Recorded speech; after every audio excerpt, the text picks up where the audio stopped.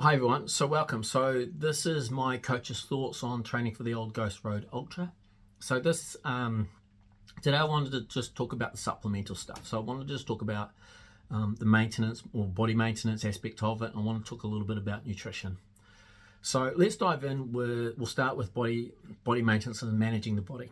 So as a massage therapist, obviously the top of the list is massage.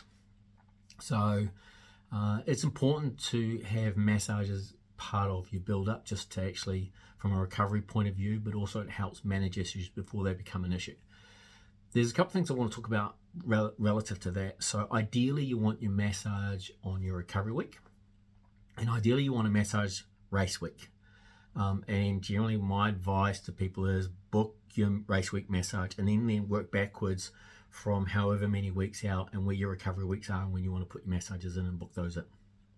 Often I'll hear people talk about having a massage and booking their massage for after the race, which, don't get me wrong, from a recovery point of view, post-race massage is really beneficial. Depending on the race, you might want that 3 or 4 days afterwards, because you might not want anyone to touch you for a day or two afterwards because you'll be pretty sore. My advice is, well, that's important. The ones before the race are way more important, because the reality is you want to be standing on the start line fresh, injury-free, and ready to go. And the one thing I would also make you think about is how your body recovers from a massage. So in your recovery weeks, if you're having a massage, monitor how many days it takes you to recover, so that when you have a massage race week, you know that if I have a massage here, it's going to take me a couple of days before I feel fantastic. So I do not want to massage anywhere in that window before an event. It needs to be further out.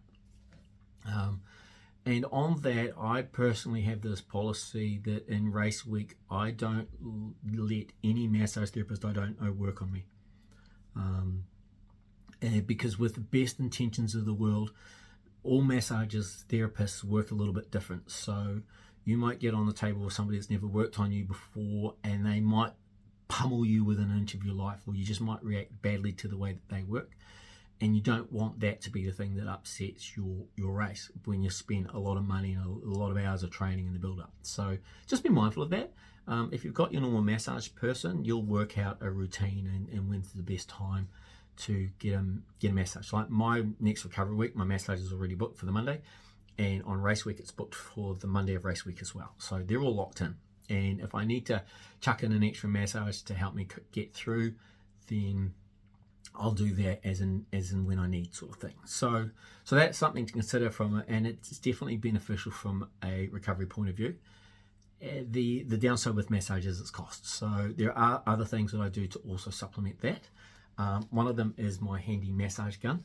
This has got me through several Ironmans, and it's probably been a key behind the scenes tool, and it's one of my go-tos. It's, people talk about foam rollers. I hate them with a vengeance. I think they are brutal, evil machines or devices, whatever you want to call the bloody things. Not a fan, and I won't use one, but I'll use one of these. To supplement this, I do have a spiky pull, and that's great as well. So you can get into your glutes and you can get into your back and all that. And I use it also quite a bit for freeing up my feet and keeping on top of my feet.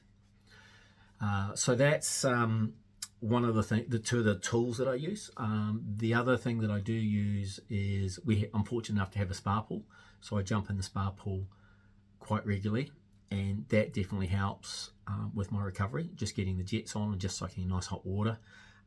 So that's another tool in my arsenal. One of the things that I do to supplement the body sometimes is your old faithful kineso tape. Sometimes, oh my God, I feel like I've been held together with K-tape and hope. Fortunately, this build I was kind of using a little bit to manage a couple of niggly calves, but other than that, I haven't really used it that much, which has been quite surprising. Although I have been using it in the last couple of days. I think I must have stood on something. I've just had a sore bit of the side of my foot, so I've kind of used it as a supportive preventative thing, and so that's one of the tools that I use a lot, and very, very beneficial. The other thing that I do use from a body maintenance point of view is active recovery in the sense of swimming. So in the past, I've done easy recovery cycling on the indoor trainer to help recover from my legs from hard sessions. This build I've actually been swimming, partly because I just want to keep some sort of swim fitness for if I go back to doing triathlons, which I will, let's be fair. So, and I don't want my swimming to be starting from ground zero. But the interesting thing with that is, so for example, Saturday's my big run day. So that's a 3 to 4 hour run in the hills, and then Sunday morning I get up and I go for a 30 to 40 minute easy swim, and then I do my run on Sunday, which is about a 2 hour run depending. So the fascinating thing is that swim, my God, that helps my legs recover for the run the next day. You know, I get up in the morning, Sunday morning, and my legs are pretty beat up from, you know, 3 to 4 hour run in the hills the day before. Go do my swim, come home, have something to eat, and my legs actually feel not bad considering. And it's definitely been a massive benefit to my recovery and my training. So that's one of the things that I've been using as active recovery. The other things that I do, obviously I do a gym session to supplement my strength, and I do 2 gym sessions a week, and you know, it's just leg strength, some upper body strength, and that's to supplement my training as well. Single leg calf raises. If you're doing any form of running, single leg calf raises are your friend, because the reality is when you're running, most of your energy is actually lifting you up and down.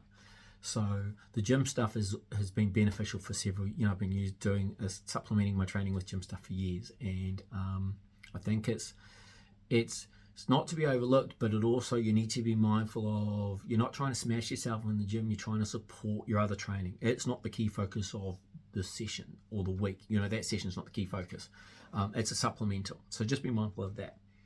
So the other thing I get often asked is about supplements and what do I take. And when I'm training for a big race, whether it be an Ironman or whether it be this ultramarathon, I have one key product that I use, and it's called Extreme Endurance, and it's my go-to product. It's a safe choice supplement, so you know you're not taking anything illegal, and it's to an ISO standard, so it's but it's fantastic. You take 3 in the morning, 3 in the evening, so you feel like you're rattled. It's not cheap, but my God, it works brilliantly. It's I've been using this for quite a long time. I'm not, any product that I'm going to show you here, I am not paid by anyone to promote their product, but this stuff is the bomb if you're doing endurance sport of any way, shape or form. A lot of CrossFitters use it as well, and I find that it just helps me tolerate high loads of training.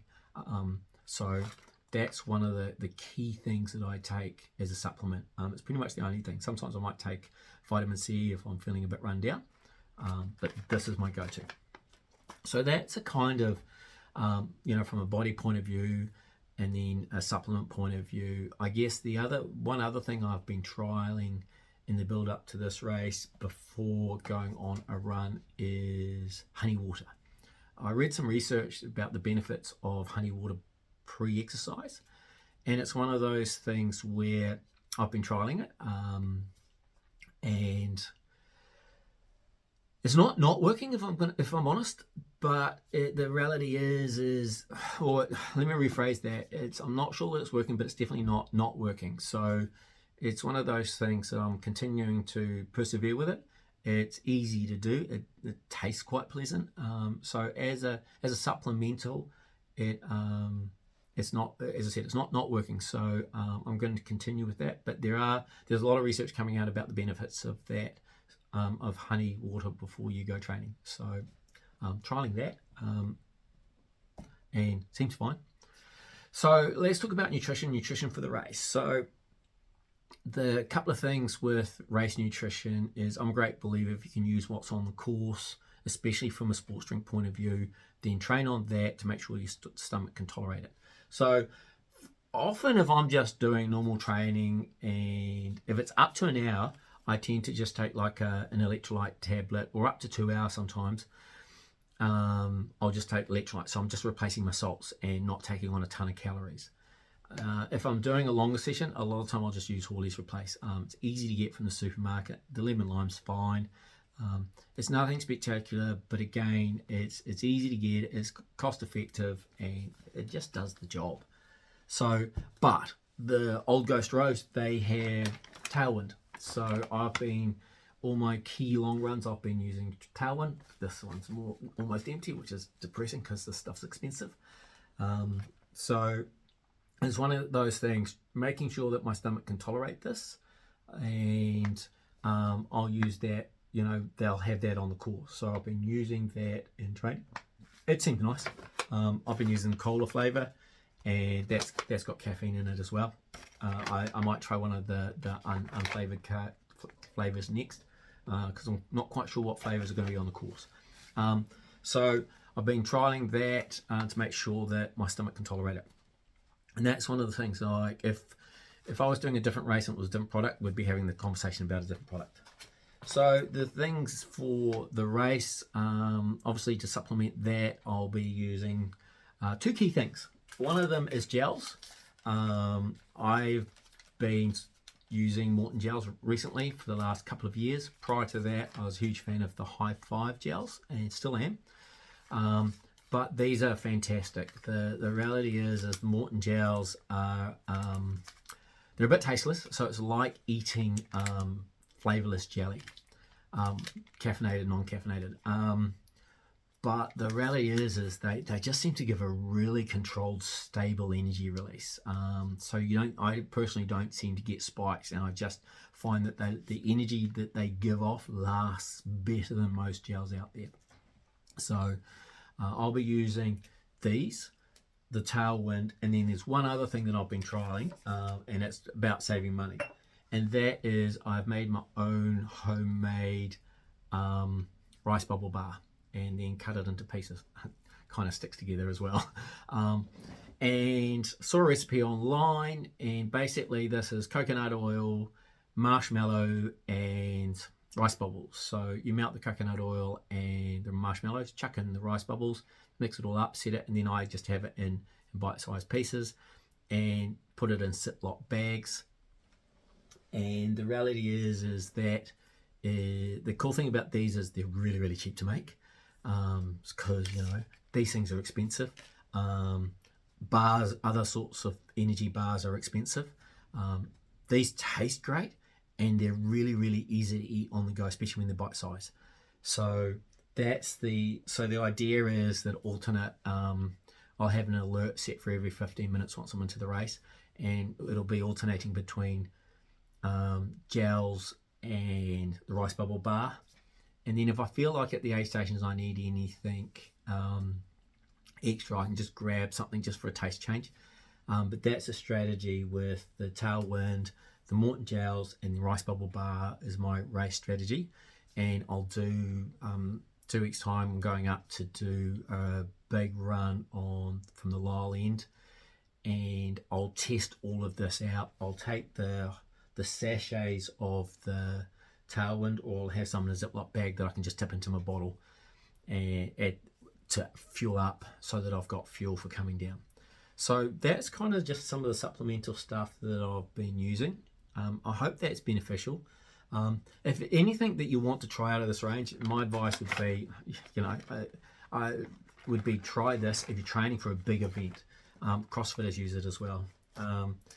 But for me, some of it's about managing the cost of the nutrition, and some of it's about the stuff that I know that works. So that's enough from me. Hope that's been beneficial. The one thing I will also add is that the key thing is in this build from managing your body is understand when you need to rest, because sometimes it's actually with fatigue and accumulative fatigue, sometimes you just need to go, actually I need to step back, which I had to do this week.